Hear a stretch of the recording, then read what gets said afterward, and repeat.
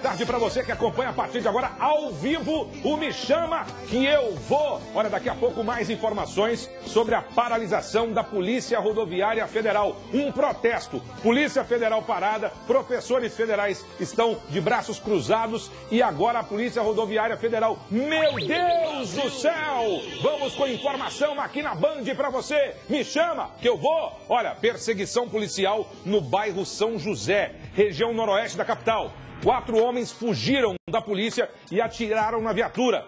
Com um deles, a PM apreendeu, sabe o quê? 2 bananas de dinamites prontas para serem detonadas.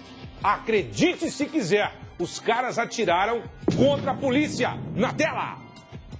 Um quarteirão inteiro foi tomado de viaturas e policiais. Um dos autores ainda estava foragido. Os policiais se dividiram em vários grupos. Muitas pessoas saíram às ruas para verem o que estava acontecendo. Foi esse carro que fugiu das viaturas da Polícia Militar e os autores que estavam dentro do veículo efetuaram o disparo contra os militares. E neste momento, o Pegasus auxilia aqui os trabalhos para tentar localizar esses autores. Depois das buscas que foram realizadas, os militares do 34º Batalhão da Polícia Militar conseguiram localizar um dos autores e com ele localizaram todos esses materiais. Essa banana de dinamite pronta para ser utilizada, a arma de fogo calibre 38, que foi utilizada contra os policiais militares, as cápsulas deflagradas, as 2 intactas e todos esses pinos utilizados para embalar cocaína. A Polícia Militar ela tem desenvolvido diversas operações preventivas com relação a arrombamento e explosão de caixas eletrônicos. E hoje a guarnição GEPAR 8, comandada pelo Sargento Souza, teve êxito no monitoramento desse agente e com apoio de outras viaturas tático-móvel e viaturas do 34º Batalhão. Agora, Tenente Darlan, com esse autor apreendido, essa arma de fogo apreendida, essa banana de dinamite, como é que segue os trabalhos finais agora? Serão feitas diligências que ficaram a cargo da Polícia Civil, porque esse menor ele apresentou versões contraditórias. A Polícia Civil com certeza fará levantamentos e investigará qual que é a realidade da finalidade dessa banana de dinamite que ele se encontra. Se ele está ligado a alguma quadrilha especializada em roubo de caixa eletrônico ou se utilizar para outra finalidade. Agora, como é que essas pessoas conseguiram estas dinamites? A polícia evitou mais um caixa que seria jogado pelos ares. Agora, os caras atiraram contra uma viatura da PM. Foi chamado o GAT, foi chamado o helicóptero, o Pegasus, e a turma esquentou a chapa e botou todo mundo atrás das grades. Inclusive tem até um menor envolvido nessa história. E atenção, um idoso foi preso suspeito de envolvimento com o quê? Tráfico de drogas em Andradas, no sul de Minas. A polícia chegou até ele depois de uma denúncia anônima. O idoso levava cerca de 130 quilos de maconha em uma Kombi. Ele foi parado na MG 455 e disse à polícia que recebeu R$700 para buscar a droga em Americana, no interior de São Paulo. O receptador da droga foi preso. O idoso foi levado para o presídio da cidade. Agora você imagina, você entendeu? Um senhor de idade se submeter a uma situação como essa. Ah não, gente, é demais para o nosso coração. Olha, começou ontem em todo o país a greve dos policiais federais. Em várias cidades brasileiras, eles se reuniram em protesto por melhores salários. O repórter André Salles está ao vivo com o presidente do Sindicato dos Policiais Federais em Minas Gerais, Renato Deslandes, que vai falar como é que isso vai influenciar no dia a dia da população e como está a situação da polícia agora em Minas Gerais. Boa tarde, meu querido André. Boa tarde, Marcos Maracanã. Boa tarde aos telespectadores do Me Chama que eu vou. Pois é, os protestos se estendem ao longo desta semana. Vai ter até enterro simbólico da segurança pública do país, já que os policiais federais estão há 4 anos pleiteando aí contratação de profissionais e também reajuste salarial. Nós vamos conversar agora com o policial federal e presidente do sindicato em Minas, Renato Figueiredo. Renato, qual que é a realidade hoje da categoria? Quais são esses problemas reivindicados há mais de 4 anos? Boa tarde, Maracanã.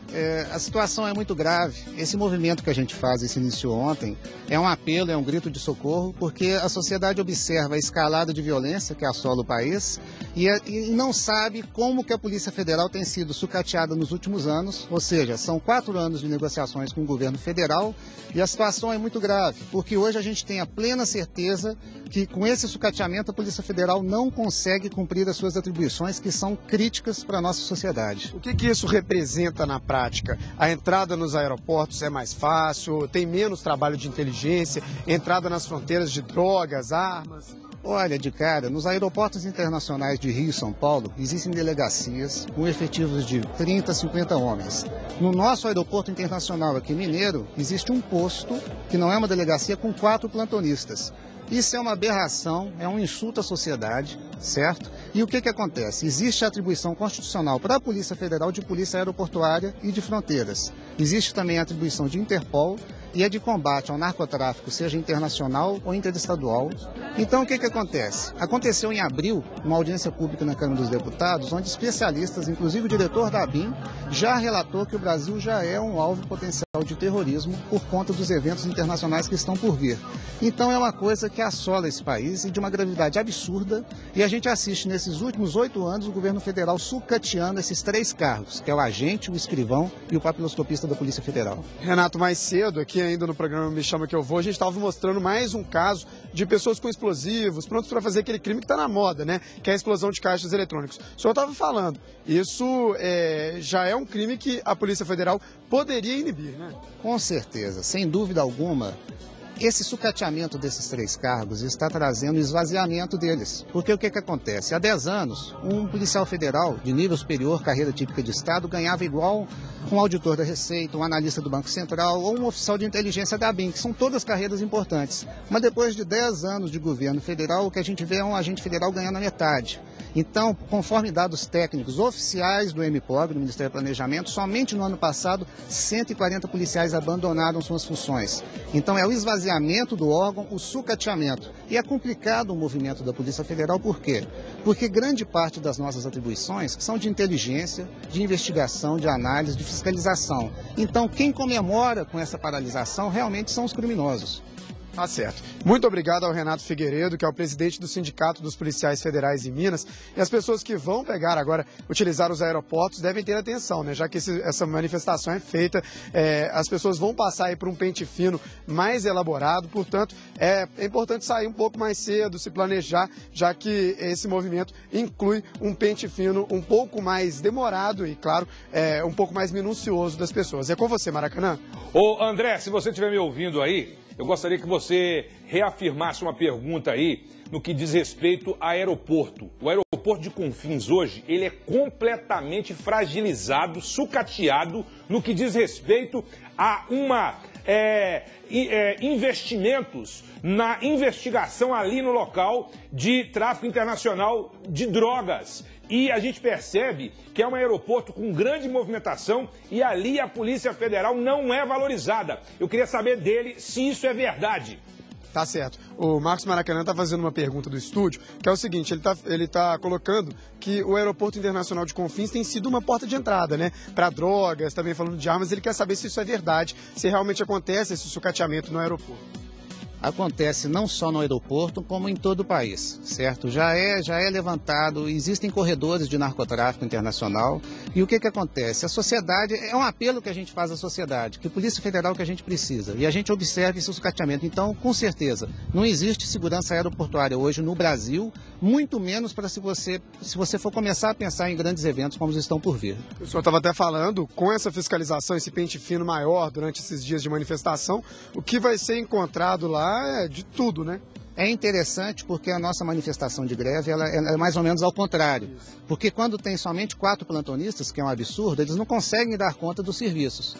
E na nossa greve, como a gente tira pessoal de outras delegacias especializadas, a gente faz uma mobilização que vai mostrar para a sociedade o que realmente deveria ser feito. realmente a sociedade, a gente pede esse apelo à sociedade mineira. Tá certo. Eu volto a agradecer ao Renato Figueiredo, policial federal e também presidente do sindicato que representa a categoria em Minas. É com você, Maracanã. Bela informação que você acaba de passar, André, aos nossos telespectadores de Minas Gerais e do Brasil. Muito obrigado pela sua participação. Agora você imagina o seguinte, você imagina a bandidada vendo isso agora, hein, rapaz? Você imagina? Também aderiram ao movimento em Minas Gerais os servidores do IBGE, da Receita Federal, Banco Central e os servidores da Saúde. Os servidores do INCRA, o Instituto Nacional de Colonização e Reforma Agrária, fecharam a sede do órgão aqui na capital, também em protesto à categoria. Quer o quê? Sabe o quê? Ela está de greve desde o dia 21. Os funcionários reivindicam recomposição salarial e protestam contra a falta de negociação por parte do Ministério do Planejamento. Agora eu faço uma pergunta a você, telespectador. Quem é que está pagando aqueles 159 advogados que estão aí defendendo os mensaleiros lá em Brasília, hein? Quem é que está pagando aqueles advogados lá, que são advogados que recebem honorários milionários? É demais para o nosso coração. Eu vou te contar. Olha aqui, novidade. O INSS começou a cobrar dos agressores os gastos com mulheres vítimas de violência doméstica. Nos processos, a Previdência pede que eles arquem com os custos de saúde e pensões por invalidez ou morte. Por dia na capital, são 5 mulheres que levam cacete dos maridos. Põe na tela. A adolescente foi mantida em cárcere privado pelo ex-companheiro por 2 anos. Na rotina, humilhações e agressões. Ele me batia muito, ele puxava meus cabelos, me dava tapa na cara, me dava chutes. Tudo começou com uma base de ciúmes. Há 1 mês, ela denunciou o agressor e passou a morar em uma casa de abrigo para mulheres vítimas de violência. Não aguentava mais, não é assim que uma pessoa deve viver. Aí eu consegui o apoio de outras pessoas que me tiraram de onde que eu estava. A partir de hoje, além de ser punido criminalmente, o ex-marido dela poderá ser obrigado a pagar as despesas da jovem com o hospital.